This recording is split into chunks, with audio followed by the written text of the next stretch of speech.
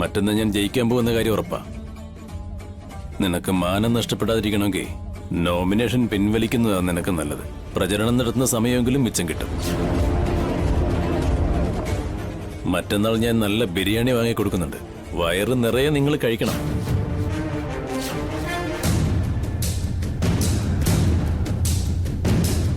അതല്ല, ഇങ്ങനെ തന്നെ തുടരാനാണെങ്കിൽ അത് നിങ്ങളുടെ ഇഷ്ടം.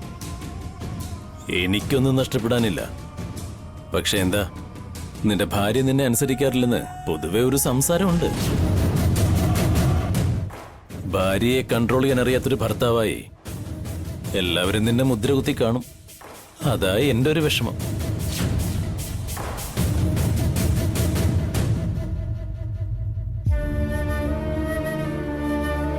ചേച്ചി, വർക്കേഴ്സിനെല്ലാം കാശ് കൊടുത്തെന്നാ പറയുന്നത്. ഇവരെല്ലാരും അയാൾക്ക് വോട്ട് കൊടുക്കും പോലും. അതെ ചേച്ചി, കാശ് വാങ്ങി അവരെല്ലാരും അയാൾക്ക് വോട്ട് ചെയ്യുകയാണെങ്കിൽ ചേച്ചി ഉറപ്പായും തോൽക്കും. നോമിനേഷൻ പിൻവലിക്കുന്നതാണ് നല്ലത്.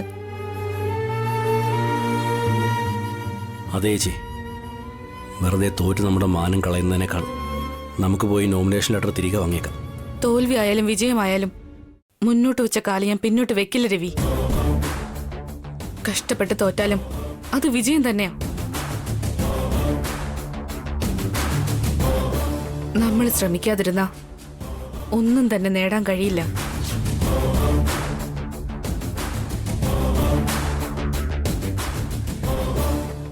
തോറ്റാലും ജയിച്ചാലും അവസാന നിമിഷം വരെ ഞാൻ പോരാടും.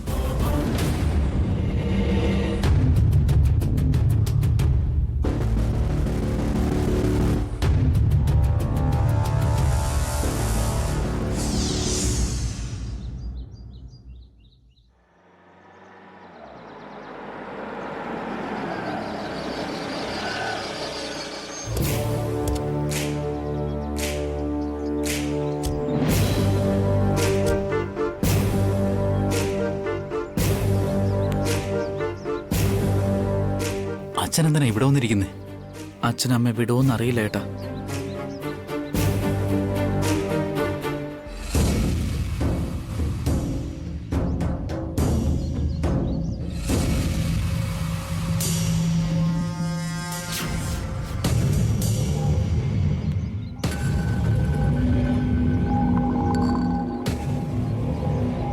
അമ്മേ, അമ്മേ,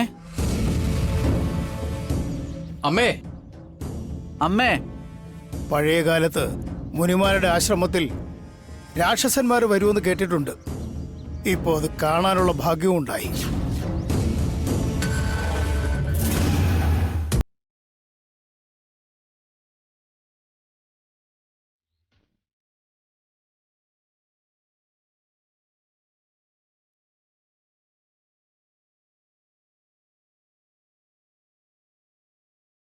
ഞങ്ങളോട് നിങ്ങളുടെ വീട്ടിൽ വരാൻ പാടില്ലെന്ന് പറഞ്ഞില്ലേ? ഇപ്പൊ എന്തിനാ ഞങ്ങളുടെ വീട്ടിൽ വന്നത്?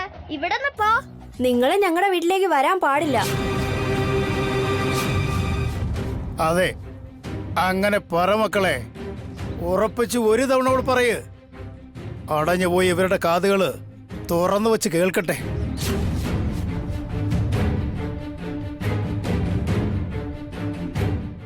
അനു, കീർത്തി, അങ്ങനെയൊന്നും പറയരുത്, തെറ്റാ. വല്യച്ഛനോടും ചെറിയച്ഛനോടും സോറി പറയേ. വീടിനകത്തേക്ക് വിളിച്ചു വരുത്തി ഇരിക്കാൻ പറഞ്ഞിട്ട് വെള്ളം കൊടുക്കണം. ഇതിന്റെ പേരാണ് സ്നേഹം. വിഷം കുത്തിക്കൊല്ലുന്ന പാമ്പുകൾക്ക് പോലും പാല് കൊടുക്കുന്ന ഉയർന്ന സ്നേഹം. അമ്മേ, അമ്മേ. അങ്ങനെയൊന്നും തൊണ്ടകേറി വിളിക്കേണ്ട കാര്യമില്ല. നിങ്ങളെപ്പോലെ മഹാനുഭാവന്മാരെ പ്രസവിച്ച മഹതിയായ അമ്മ ഇവിടെ തന്നെ ഉണ്ട്.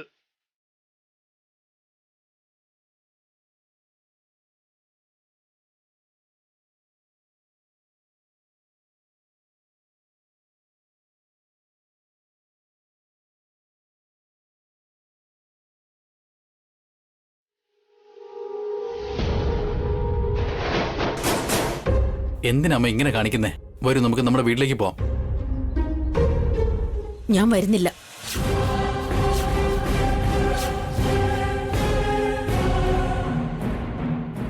എന്താ അമ്മ ഇതൊക്കെ? ഞങ്ങൾ അമ്മയുടെ മക്കളല്ലേ? അമ്മയോട് ഒന്നും മിണ്ടാൻ പറ്റില്ലേ? എന്തെങ്കിലും പറഞ്ഞു എന്ന് വെച്ചും ഉടനെ ബാഗ് എടുത്ത് വരിക. ഓ, അവർ ഓടിച്ചു വിട്ടതുകൊണ്ട് നീ വന്നതുപോലെയുണ്ടല്ലോ. എന്റെ മകനോടുള്ള സ്നേഹം കൊണ്ട് വന്നതല്ലേ? അവര് മുത്തശ്ശിയോടും പുറത്തു പോവാൻ പറഞ്ഞു. മുത്തശ്ശിയെ ഇവർ വഴക്ക് പറഞ്ഞായിരുന്നോ?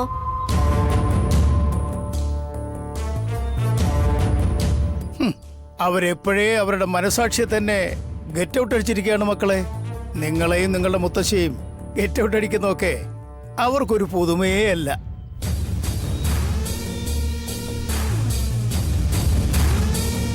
എന്താ അമ്മ ഇത്? അച്ഛനെയും പിള്ളേരുടെയും കയ്യിൽ നിന്ന് വഴക്ക് കേൾപ്പിക്കാനാണ് ഇങ്ങോട്ട് വന്നത്? അമ്മയുടെ ഇഷ്ടത്തിന് ഇങ്ങനെ വന്നാ അയൽക്കാരൊക്കെ നമ്മളെക്കുറിച്ച് എന്തായിരിക്കും അമ്മ വിചാരിക്കുക? ഇവർക്ക് മാതാപിതാക്കളോടോ സ്വന്തം സഹോദരങ്ങളോടോ സ്നേഹമൊന്നുമില്ല. എന്നാൽ അയൽവക്കക്കാരോട് ഇവർക്ക് ഭയവും സ്നേഹവും ഒക്കെ ഉണ്ട്. ജയന്തി, പോയിക്കോ. അവരുടെ മാനവും അഭിമാനവും ഒക്കെ നഷ്ടപ്പെടുന്നതിന് മുമ്പ് കൂടെ ചെല്ല്. ഞാൻ എവിടേക്കും പോകുന്നില്ല, ഇവിടെ തന്നെ ഉണ്ടാവും.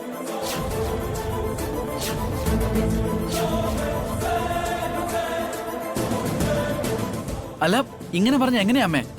ഞങ്ങൾക്ക് അമ്മയല്ലാതെ പിന്നെ ആരാ ഉള്ളത്? എന്താ, നിന്റെ ഭാര്യയോ അമ്മായിയൊന്നും ഇല്ലേ അവിടെ?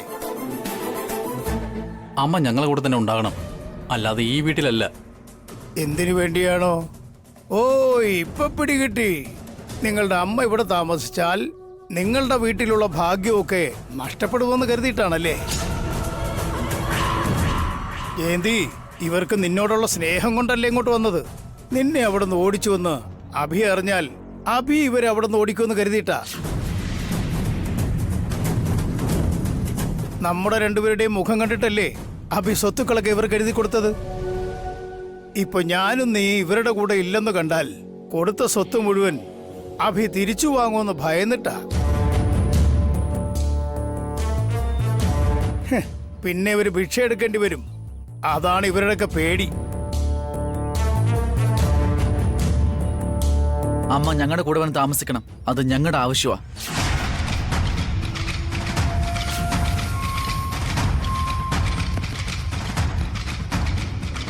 ഇപ്പൊ അമ്മ ഞങ്ങളോട് വന്നാലേ ഞങ്ങൾ ജീവനോട് ഉണ്ടാവുകയുള്ളൂ. ഇല്ലെങ്കിൽ ഞങ്ങളുടെ ശവമായിരിക്കും അമ്മ കാണാൻ പോകുന്നത്.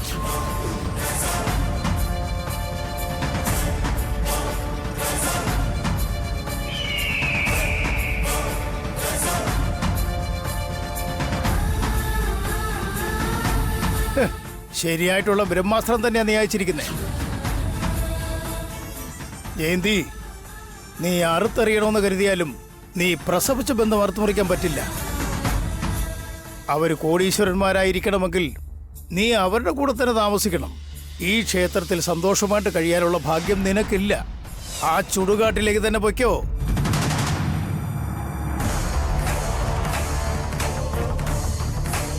ഏട്ടാ, പോയി അമ്മയുടെ ബാഗ് എടുത്തോണ്ട് വാ.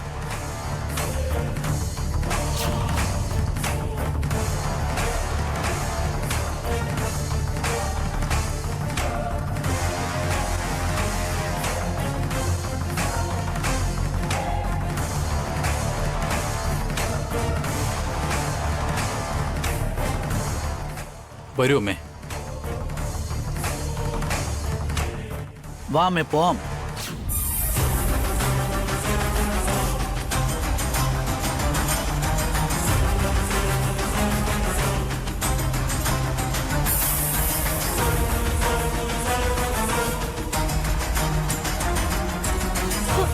അഖിൽ,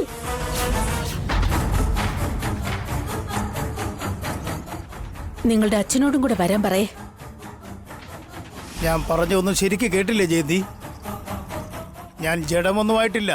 ആ ചുടുകാട്ടിലേക്ക് വന്ന് എരിഞ്ഞ് ചാരമായി തീരാൻ നീ വയ്ക്കോ. നീ അവരോട് സ്നേഹം കാണിക്കുന്നു, പക്ഷേ അവര് നിനക്ക് കൊള്ളിവെക്കാൻ നോക്കുന്നു. പ്രസവിച്ച കടം തീർക്കാൻ നോക്കാണ് ജയന്തി. നീ കൂടെ ചെല്ല്. ഞങ്ങളെ വിട്ടിട്ട് പോവാണോ മുത്തശ്ശി?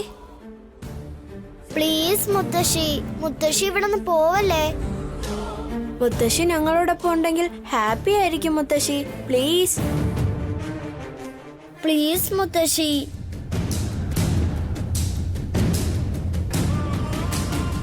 വേണ്ട മക്കളെ, നിങ്ങളുടെ മുത്തശ്ശിക്ക് സന്തോഷം ഇവിടെ കിട്ടില്ല. അവിടെയാണുള്ളത്. പോകാൻ പറ.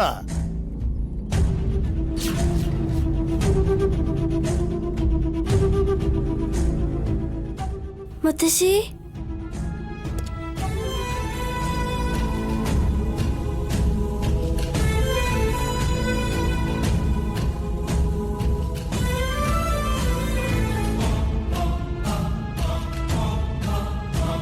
കയറിക്കൊള്ളൂ അമ്മേ.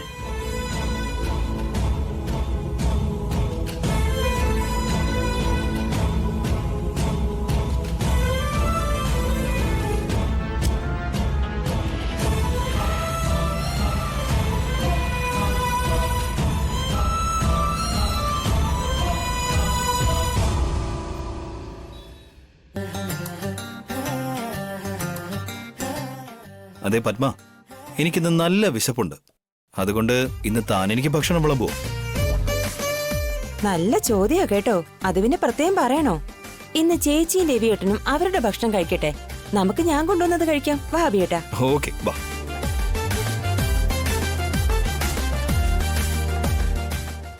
ആ ചേച്ചി, ലഞ്ച് ടൈമിൽ പ്രചരണം നടത്താമെന്ന് മാനേജർ പറഞ്ഞിട്ടുണ്ടായിരുന്നല്ലോ. വാ ചേച്ചി, നമുക്ക് തന്നെ വോട്ട് ചെയ്യണമെന്ന് എല്ലാവരോടും പോയി പറയാം.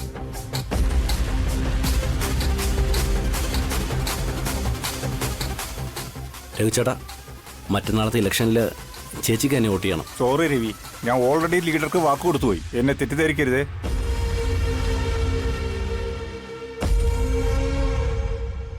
മണിച്ചേട്ടാ, മറ്റന്നാളത്തെ ഇലക്ഷനിൽ ചേച്ചിക്ക് വോട്ട് ചെയ്യണേ. ഇന്നലെ വന്ന് ജോയിൻ ചെയ്ത് ഇവർക്ക് ഞാൻ വോട്ട് ചെയ്യണമെന്നോ?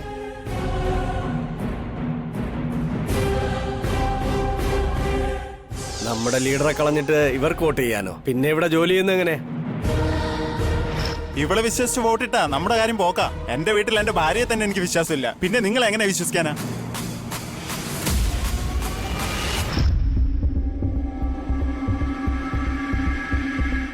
എല്ലാവരെയും ആ ലീഡറെ വിലയ്ക്ക് വാങ്ങി ചേച്ചി.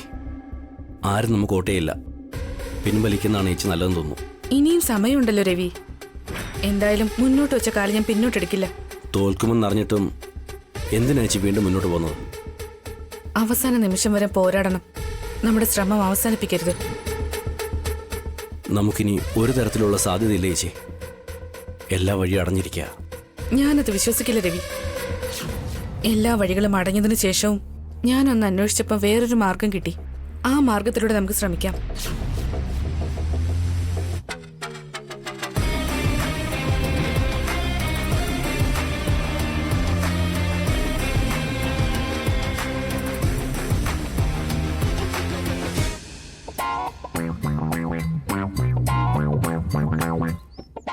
ആ, നിങ്ങൾ വന്നോ? വാ, നിങ്ങൾക്ക് കൂടി വിളമ്പിത്തരാം.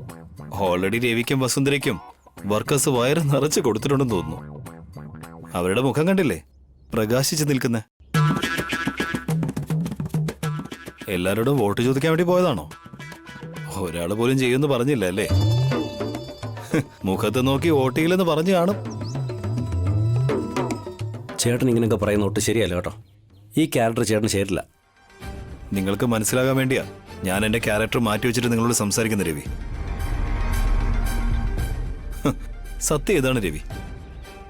ആ ലീഡറിനെ എതിർത്തിട്ട് ആരും നിങ്ങൾക്ക് വോട്ട് ചെയ്യാൻ പോകുന്നില്ല. അയാളൊരു മോശക്കാരനാണെന്ന് അറിഞ്ഞിട്ടും എന്തിനെല്ലാവരും അയാളെ സപ്പോർട്ട് ചെയ്യുന്നത്? പുറത്ത് എന്താണോ നടക്കുന്നത് അതാണ് ഇവിടെ നടക്കുന്നത്. ജനങ്ങൾക്ക് അവരുടെ പ്രാഥമിക കാര്യങ്ങളാണ് മുഖ്യം. നേതാവ് നല്ലതാണോ ചീത്തയാണോ എന്നത് അവർക്ക് പ്രശ്നമല്ല. അവരുടെ കഷ്ടതകളും വേദനകളുമാണ് അവരെ തലകുനിക്കാൻ വേണ്ടി പ്രേരിപ്പിക്കുന്നത്. അവരുടെ മനസാക്ഷി വിൽക്കുന്ന അവസ്ഥയിൽ വരെ എത്തും. അതുകൊണ്ടാണ് പുറത്തുള്ള വർക്കേഴ്സും വോട്ടർമാരും ഒക്കെ ജീവിച്ചു പോകുന്നത്. ഇത്ര അറിവുള്ള ചേട്ടൻ എന്താ ഒന്നും ശരിയാക്കത്തെ? ഈ സിസ്റ്റം എന്താ മാറ്റാത്തത്? ആര് പറഞ്ഞാൽ ഇതൊന്നും മാറാൻ പോകുന്നില്ല രവി. അവരായിട്ട് മാറിയെങ്കിലേ പറ്റൂ. അതുമാത്രമല്ല, അവരെ മാറ്റുന്നത് എന്റെ ജോലിയല്ല. എല്ലാരും ഇങ്ങനെയൊക്കെ വിചാരിച്ചോണ്ടിരുന്നത് എങ്ങനെയാട്ടാ? ആരെങ്കിലും ഒരാളെങ്കിലും മുന്നോട്ടിറങ്ങണ്ടേ? അങ്ങനെ വിചാരിച്ചിട്ടായിരിക്കും ഇവിടെ ഒരാൾ ഇലക്ഷന് മത്സരിക്കാൻ പോകുന്നത്. കാണാം മാറ്റാൻ പറ്റുമെന്ന്.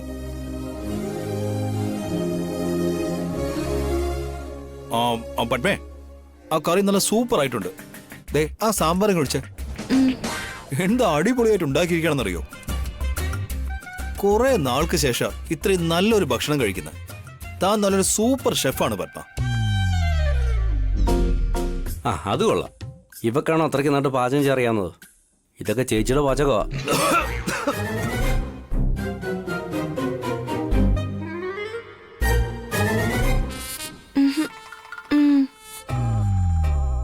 സോറി അബിയേട്ടാ, അബദ്ധത്തില് ചേച്ചി ഉണ്ടാക്കിയ ഭക്ഷണമാണ് ഞാൻ വിളമ്പിയത്.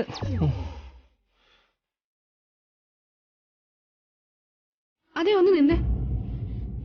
എന്നോടുള്ള ദേഷ്യം ഭക്ഷണത്തോട് കാണിക്കരുത്. നല്ല വിശപ്പുണ്ടെന്നല്ലേ പറഞ്ഞത്, വയറ് നിറച്ച് കഴിക്കൂ.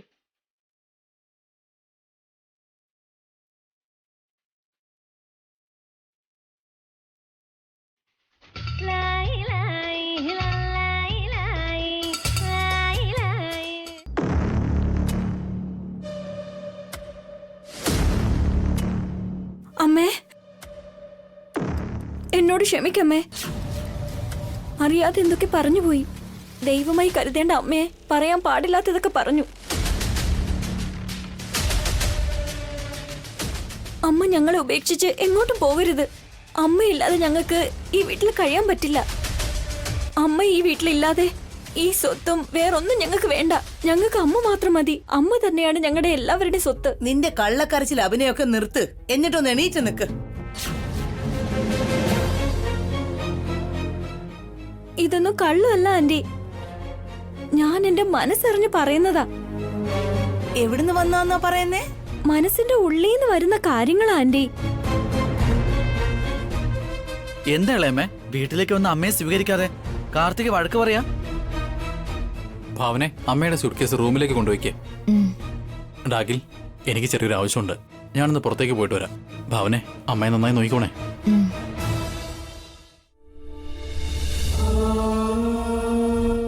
അമ്മേ, ഞാനും കാർത്തികയും ഫാക്ടറിയിലേക്ക് പോയിട്ട് വരാം. അമ്മ റെസ്റ്റ് എടുത്തോ. കാർത്തിക, വാ. പോയിട്ട് വരാം അമ്മേ.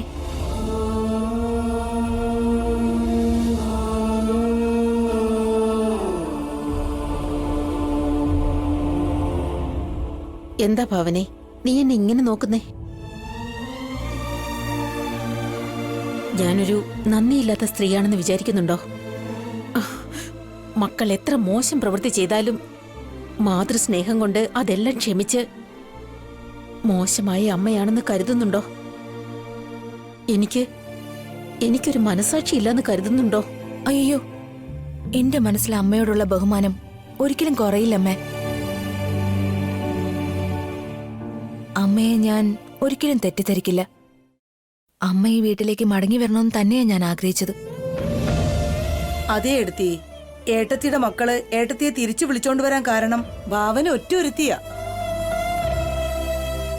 ഏട്ടത്തിയോടുള്ള സ്നേഹം കൊണ്ടൊന്നല്ല ഏട്ടത്തി ഇങ്ങോട്ട് കൊണ്ടുവന്നത്.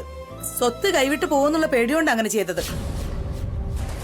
ഏട്ടത്തിയെ ഏട്ടനെയും കണ്ടിട്ടാണ് അഭി സ്വത്ത് കൊടുത്തതെന്നും നിങ്ങൾ രണ്ടുപേരും ഈ വീട്ടിലില്ലെങ്കിൽ അഭി സ്വത്തെല്ലാം തിരിച്ചു വാങ്ങുമെന്നും ഭാവന പറഞ്ഞു. അതുകൊണ്ടാണ് ഏട്ടത്തിയുടെ രണ്ടു മക്കളും പേടിച്ച് അങ്ങോട്ട് ഓടി വന്നത്. ഇവര് നിന്നോടുള്ള സ്നേഹം കൊണ്ടല്ല വന്നത്. നിന്നെ അവിടുന്ന് ഓടിച്ചുവെന്ന് അഭി അറിഞ്ഞാൽ അഭി ഇവരെ അവിടുന്ന് ഓടിക്കുമെന്ന് പേടിച്ചിട്ടാ. നമ്മുടെ രണ്ടുപേരുടെയും മുഖം കണ്ടിട്ടല്ലേ അഭി സ്വത്ത് മുഴുവൻ ഇവർക്ക് എഴുതി കൊടുത്തത്. എന്നോട് ക്ഷമിക്കൂ അമ്മേ. അവർക്ക് സ്വത്ത് കിട്ടില്ല എന്ന് കരുതിയല്ല ഞാൻ അങ്ങനെ പറഞ്ഞത്. അച്ഛൻ എന്തായാലും വീട്ടിലില്ല, അമ്മയും കൂടെ വീട്ടിലില്ലെങ്കിൽ അവരിനിയും മോശമായ രീതിയിലേക്ക് പോകുമെന്ന് കരുതിയാ പറഞ്ഞത്. ഞാൻ ഇവിടെ ഉണ്ടെങ്കിലും എനിക്ക് എന്ത് ചെയ്യാൻ പറ്റും ഭാവനെ? അവരുടെ അന്യായമൊക്കെ എനിക്ക് തടയാൻ കഴിയുന്നുണ്ടോ? ഏട്ടത്തി ഇവിടെ ഉള്ളത് കൊണ്ട് അവർക്ക് അല്പെങ്കിലും ഭയം ഉണ്ടാവുമല്ലോ. അവരതൊക്കെ എന്നെ മറികടന്നു ഏട്ടത്തി. ഏട്ടനോ ഞാനോ പറഞ്ഞാൽ കേൾക്കുന്ന അവസ്ഥയിലല്ല അവരിപ്പോ. ഇതെല്ലാം അറിഞ്ഞുകൊണ്ട് തന്നെ ഞാൻ തിരിച്ചു വന്നിരിക്കുന്നത്. അവര് ജീവിച്ചിരിക്കില്ലെന്ന് പറഞ്ഞതുകൊണ്ടാ വന്നത്. അപ്പൊ ഞാൻ അവനോട് പറഞ്ഞ കാര്യങ്ങളാണ് വർക്കൗട്ട് ആയിരിക്കുന്നത്. എന്തായാലും ഏട്ടത്തിയോടെ ഉണ്ടെങ്കിൽ എന്റെ കാര്യങ്ങളൊക്കെ ഭംഗിയായിട്ട് നടക്കും. അവര് ചിലപ്പോ അമ്മയെ അങ്ങനെ ഭയപ്പെടുത്തിയതായിരിക്കാം. പക്ഷെ അതാണ് സത്യം അമ്മേ. അമ്മ അവരുടെ കൂടെ ഇല്ലെങ്കിൽ അവർക്ക് ജീവിക്കാൻ പറ്റില്ല. അവർക്ക് അങ്ങനെ ജീവിക്കാനും അറിയില്ലമ്മേ. അല്ലെങ്കിൽ അമ്മ നോക്കിക്കോ, ഏതെങ്കിലും ഒരു ദിവസം ഈ ചേട്ടനും അനിയനും കൂടി ഉറപ്പായിട്ട് അബിയുടെ കാല് പിടിക്കേണ്ടി വരും. അബിക്കല്ലാതെ ഇവരെ ദൈവത്തിന് പോലും രക്ഷിക്കാൻ കഴിയില്ല. അങ്ങനെ ഒരു ദിവസം എത്രയും വേഗം വരണം ഭാവനെ. എന്നാലേ ഇവർക്കൊരു മാറ്റം വരൂ, ഇവര് മനുഷ്യരായി മാറൂ. ഒരമ്മയായി എനിക്ക് അതായിരിക്കും തൃപ്തി.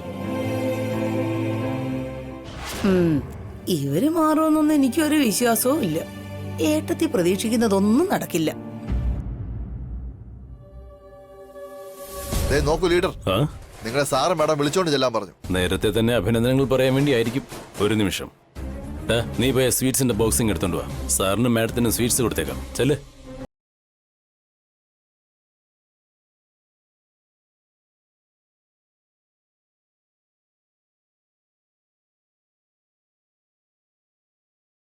നമസ്കാരം സാർ. നമസ്കാരം മാഡം. സ്വീറ്റ്സ് എടുത്തോളൂ സാർ. എന്തെങ്കിലും ഗുഡ് ന്യൂസ് ഉണ്ടോ? എല്ലാം നിങ്ങൾ പറഞ്ഞ പോലെ തന്നെ ചെയ്തിട്ടുണ്ട് സാർ. ഫാക്ടറിയിലെ ജോലിക്കാർക്ക് എല്ലാവർക്കും നിങ്ങൾ തന്ന പണം ഞാൻ വീതിച്ചു കൊടുത്തു. എല്ലാവരും എനിക്ക് വോട്ട് ചെയ്യാന്ന് പറഞ്ഞിട്ടുണ്ട് സാർ. അവരാരും വാക്കുമാറില്ലല്ലോ? ഇല്ല മാഡം. ഇന്നുച്ചയ്ക്ക് ലഞ്ച് ബ്രേക്കിന് ആ വസുന്ധര നമ്മുടെ വർക്കേഴ്സിനോടെല്ലാം വോട്ട് ചെയ്യണമെന്ന് കെഞ്ചി ചോദിച്ചുകൊണ്ടിരിക്കുകയായിരുന്നു. പറ്റില്ലെന്ന് എല്ലാവരും മുഖത്തു നോക്കി പറഞ്ഞു.